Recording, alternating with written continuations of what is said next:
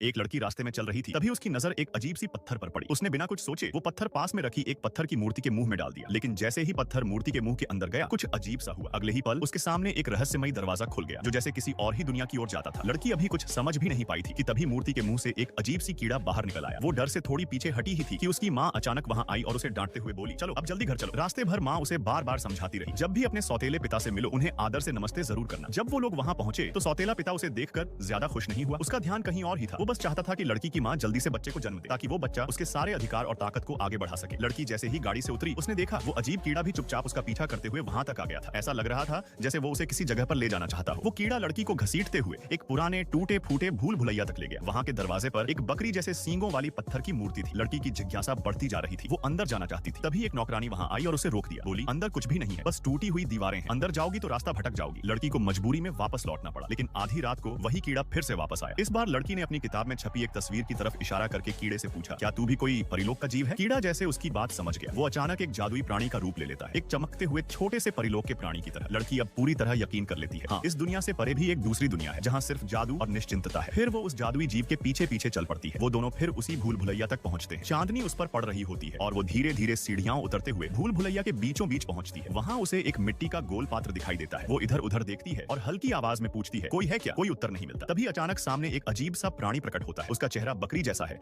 लेकिन शरीर पेड़ जैसा। वो कोई और नहीं बल्कि पैन देवता था। पैन ने लड़की को बताया, तू कोई साधारण इंसान नहीं है, तू अंधकार के राज्य की राजकुमारी है, राजकुमारी मुआना। तू कभी लालच में आकर मानव संसार में आ गई थी, लेकिन सूरज की रोशनी ने तेरी आंखें जला दी और तुझे सब कुछ भुला दिया। लड़की को यकीन नहीं हुआ। अगर मैं सच में राजकुमारी हूँ तो इसका सबूत क्या है? पैन मुस्कुराया और बोला, अपने बाएं कंधे पर देख, वहाँ चांद के आकार का एक जन्म चिन्ह है, वही तेरा असली परिचय है। लड़की सोच में पड़ गई। सच में मेरे कंधे पर वो निशान तो है, क्या ये सब सच हो सकता है? उसके भीतर का शक थोड़ा कम हो गया। पैन ने कहा, राजा ने दुनिया भर में रास्ते खोल रखे हैं ताकि तू लौट सके, और ये आखिरी रास्ता है। शुक्र है मैं तुझे समय पर ढूंढ पाया, लेकिन अब तुझे ये साबित करना होगा कि तू पूरी तरह इंसान नहीं बन चुकी। इसके लिए चांद के पूर्ण होने से पहले तुझे 3 मुश्किल परीक्षाएं पूरी करनी होंगी। उसने लड़की को एक जादुई किताब दी और कहा, इसे तभी खोलना जब कोई ना देख रहा हो, तभी इसमें तेरा रास्ता दिखाई देगा। लड़की ने किताब थामी और पैन अचानक अदृश्य हो गया। लड़की ने तुरंत किताब खोली और अगले ही पल कुछ ऐसा हुआ जो उसने कभी सोचा भी नहीं था। पार्ट 2 देखने के लिए सब्सक्राइब करें।